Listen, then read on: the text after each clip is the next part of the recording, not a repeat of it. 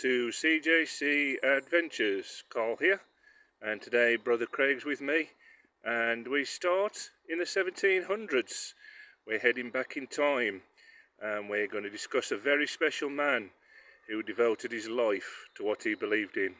Francis Asbury, who came from the Black Country and went off to America, thousands of miles, to preach and do what he loved best. And we're going to take a look at what he did throughout his life and discover some spots of where he originally came from and the story as it went on throughout his life and where he ended up. A very special man, mostly in America, but very unheard of here in England, and of course around these parts in the Black Country where he originally came from. So we're going to see his story now. Francis Asbury, August 20th or 21st, 1745 to March 31st, 1816, was a British-American Methodist minister who became one of the first two bishops of the Methodist Church in the United States. During his 45 years in the colonies and the newly independent United States, he devoted his life to ministry, travelling on horseback and by carriage thousands of miles to those living on the frontier. Asbury spread Methodism in British colonial America and the United States as part of the Second Great Awakening. He also founded several schools during his lifetime, although his own education was limited. His journal is valuable to scholars for its account of frontier society, with references to many towns and villages in colonial America. Along with John and Charles Wesley, Asbury is often celebrated as one of the founders of the Methodist Church. Francis Asbury was born at Hampstead Bridge, Staffordshire, England, on August 20th or 21st, 1745, to Elizabeth and Joseph Asbury. The family moved to a cottage at Great Bar the next year. His boyhood home still stands and is open as Bishop Asbury Cottage Museum. Soon after the family moved to Great Bar, in May 1748, Asbury's older sister Sarah died. He was less than 3 years old. Asbury wrote later that his mother Eliza was very much a woman of the world. With his sister's death, she sank into very deep distress, from which she was never relieved for many years, and was living in a very dark place. A few years later she found a renewed Christian faith, as preachers, either Baptist or Methodist, visited Great Bar on revival circuits. From then on she began to read the Bible every day and encouraged her son to do so as well. Eliza's deep faith may not have been shared by her husband, who seemed to have problems, possibly drink or gambling. Francis Asbury described his father as industrious. The husband supported his wife in her faith and witness. He allowed Methodist meetings to be held each Sunday at the cottage. During Asbury's childhood, the West Midlands was undergoing massive changes at the Industrial Revolution which swept through the area. Waves of workers migrated into the area, attracted by jobs in the growing factories and workshops in Birmingham and the Black Country of the mines. The Asburys lived in a cottage tied to a public house, on a main route between the mines and the factories. They would have been aware of the drinking, gambling, poverty and poor behaviour prevalent to the area. Asbury took a keen interest in religion, having felt something of God as early as the age of 7.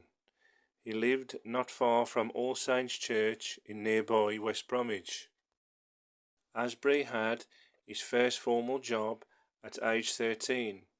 He went into service for local gentry, whom he later described as one of the most ungodly families in the parish, but he soon left them and is believed to have eventually worked for Thomas Foxall at the Old Forge Farm, where he made metal goods. He became great friends with Foxall's son Henry. They developed a friendship which continued after Henry Foxall's emigration to colonial America. Then he continued working with metal and established the Foundry Church in Georgetown, now part of Washington, D.C. Asbury began to preach locally and eventually became a preacher on behalf of the Methodist cause. At the age of 22, Asbury's selection by John Wesley as a travelling lay preacher became official. Such positions were held by young unmarried men, known as exhorters. In 1771, Asbury volunteered to travel to British North America. His first sermon in the colonies took place with a Methodist congregation in Woodrow, Staten Island. Within the first 17 days of being in the colonies, Asbury preached in both Philadelphia and New York. During the first year, he served as Wesley's assistant and preached in 25 different settlements. When the American Revolutionary War broke out in 1775, he and James Dempster were the only British Methodist lay ministers to remain in America. Like Wesley, Asbury preached in myriad of places: courthouses, public houses, tobacco houses, fields, public squares, wherever a crowd assembled to hear him. For the remainder of his life he rode an average of 6,000 miles each year, preaching virtually every day and conducting meetings and conferences. Under his direction, the church grew from 1,200 to 214,000 members and 700 ordinated preachers. Among the men he obtained was Richard Allen in Philadelphia, the first black Methodist minister in the United States, who later founded the African Methodist Church, the first independent black domination in the country. Another African American was Daniel Cowker, who emigrated to Sierra Leone in 1820 and became the first Methodist minister there from the West. Bishop Asbury also obtained Peter Cartwright in the fall of 1806. In 1813, Asbury wrote his will. This was a time when the greatest membership gain in the history of the church was achieved. In 1814 his health started to fail and he became ill. In 1816 he started to regain strength and continued his preaching journey. He preached his last sermon in Richmond, Virginia on March 24th and died at the home of George Arnold near Fredericksburg on March 31st. Bishop Asbury died in County Virginia. He was buried at Mount Olivet Cemetery in Baltimore, near the graves of Bishops John Emery and Beverly Way. Since his passing, and all the years that have passed since, many tributes have been made to the very special man who made Methodism a thing from then up until now, including a statue in Washington, D.C., stained glass windows in various places of America, and of course many remembered books and schools made in the name of Francis Asbury, to put into history that this man should never be forgotten for all his hard work in the Methodist Church. And that's the story of Francis Asbury.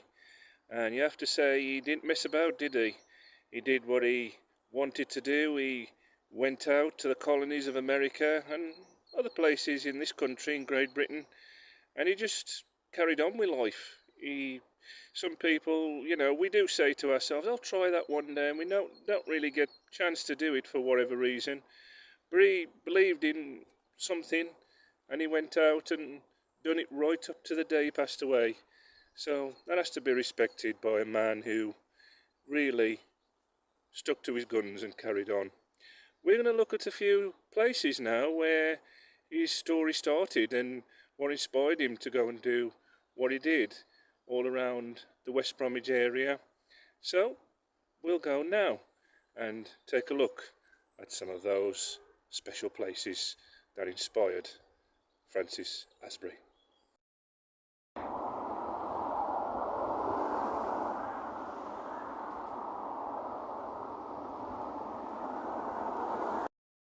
We've now made it to All Saints Church in West Bromwich. Now this church was actually attended by Francis Asbury, and he didn't live far from here and would attend here. And to think that these walls could talk. And it's off the busy road, of course, the traffic in the background is very noisy, but back then it wasn't like that. It must have been just dirt roads, etc. So yeah, this actual church was attended by Francis Asbury, and I imagine his mother come here as well, being the nearest church to where he lived.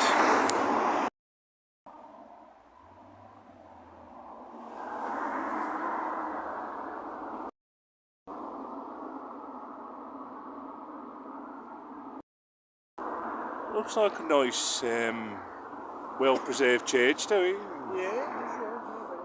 You got all them figures on the corners, see them, look. Oh, sure. Just notice it. Oh, like gargoyles or figures. They put them there for a reason, don't they?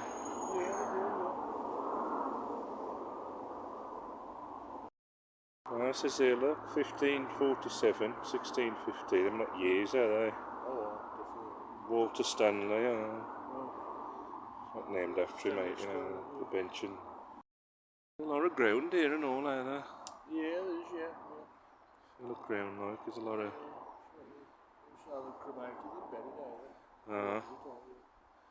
old graves and stuff, are they?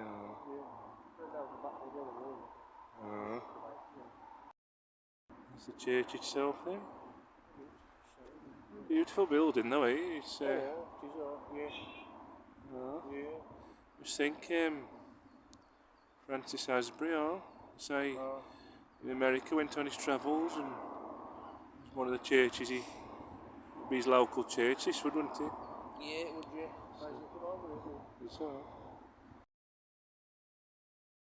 And we now come to Forge Lane and Forge Mill Farm in West Bromwich, just off the very busy Newton Road. And this was, of course, the workplace to Francis Asbury.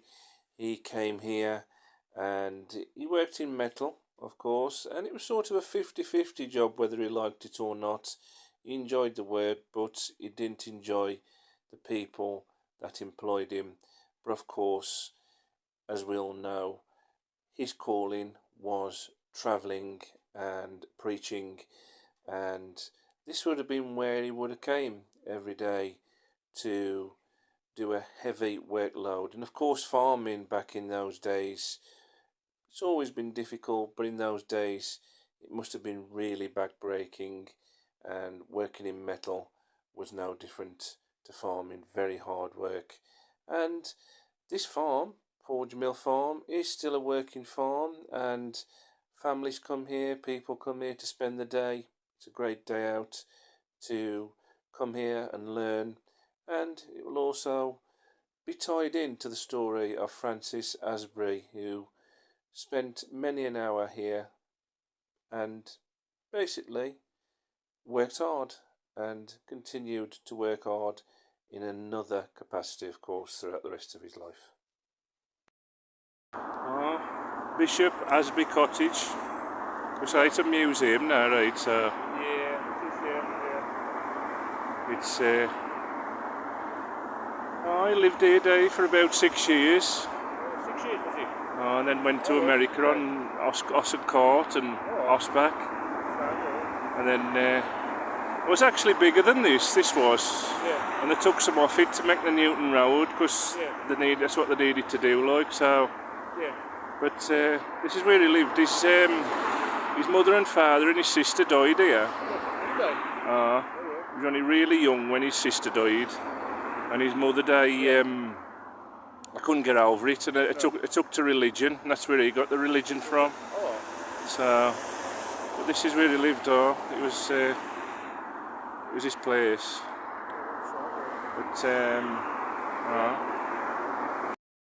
if you look at that pub there, he did mention in a lot of his memoirs that there was a pub nearby And all the people what used to drink, what was working in the mines, Yeah. they all used to go to the pub near his house. I imagine that is the pub. Yeah. Oh. It's the malt shovel. I don't know if it was called that then, like. But I would say that would be the same building, or there was a pub here. But I would say that might be the same pub where he was on about, near to his house. So. Yeah. Oh, it says here, look, Bishop Asbury Museum, an 18th century cottage, which was a boiled home of Francis Asbury, the first American Methodist bishop, furnished in period style, and with memorabilia and information relating to Asbury's life, both in West Bromwich and in America. Oh look, Francis Asbury, 1745 to 1816, lived here, 1746 to 1771, blue placard. So. Now the cottage does provide tours, but they are very few and far between. They just do a handful of them around about every year, the spring, summertime, something like that, and you have to make an appointment, so really they are far and far between. But this is what it looks like in Bishop Asbury Cottage. Let's take a look. And as you enter the cottage, you find yourself in the first room, which is the kitchen. Now on the far side you can see a stove area that would be used to cook all of the food, and all of the food was prepared either on a spit or over an open fire, and you'd use certain materials to cook the food on, and such as pots and pans, and back in those days you'd have to boil your own water. Food and drink would take a lot longer to prepare, because it's like the old-fashioned way in the 1700s. You can see pieces of furniture around the fireplace here, and a picture of Eliza, and she would have probably done all of the cooking for her son and husband and daughter, and a picture of Francis on the far wall. And he never come back to this cottage after he left for America, which is a real shame. And he used to write letters, as you can see here, to his mother, and telling her what he was doing and where he was at the time. And you can see a hallway just here, and in the hallway to the left is another room. Now no one really knows what this room was for. Maybe it was a study or a reading room. And as you come out of that room, you come to a staircase. That staircase would take you upstairs, and you would see certain artifacts from previous tenants after the Asburys passed away, and they lived here, and visitors here, pictures of visitors on the landing, a nice cosy landing. And then you go into the one of the two rooms, which was Eliza's bedroom, and to the left you would see Francis's bedroom. Now it is believed that he lived in this bedroom, and he slept in this bedroom a lot. He spent a lot of time here by all accounts. That is what is believed. And as you go back down the stairs, back down the landing, you go back to the kitchen. And I have to say it's a very cosy looking cottage, and there is a lot of road noise from the Newton Road outside, but a very nice place to visit, and a very cosy inside cottage for the time. And that's the inside of the cottage and what it looks like. And of course it's been here many years, and it was a lot bigger than this, as I mentioned, but it's nice that it's still here, to be admired by someone who works so hard to bring Methodism to not only America or England but the world. So yeah, good on him. Oh, that's the back part too. Look at it. It's like the back door, eh? Yeah. Marvellous, eh? Oh, nice little cottage out. You could live in that, couldn't you, now? When you think about it. If you like sort of modernised it inside, you could like live in that now, couldn't you? You know, yeah. Nothing stopping you from doing that, would there? It was all fields, this was, wasn't it, many years ago? Just been all bonks and stuff, wasn't it? Obviously this main road war here. Oh yeah. So, oh, very nice. So yeah, you got all sorts of traffic going up here. So it's likely that is the pub 8 that was mentioned. Yeah, It does look a bit of age to it, though. So it smells nice anyway. The cooking, what's going on in there?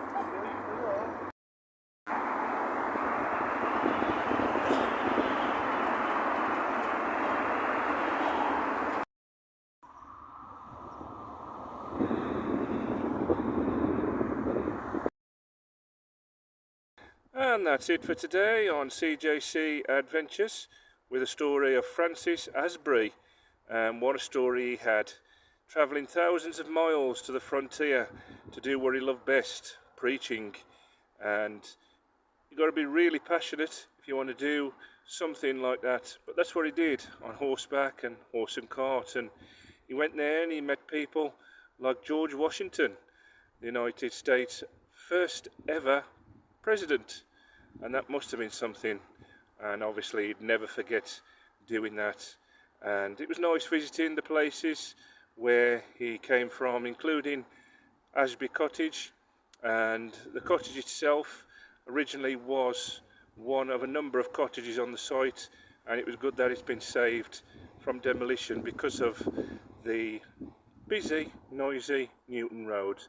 And it's there now as a museum for everyone to see and look at the history of Francis Asbury.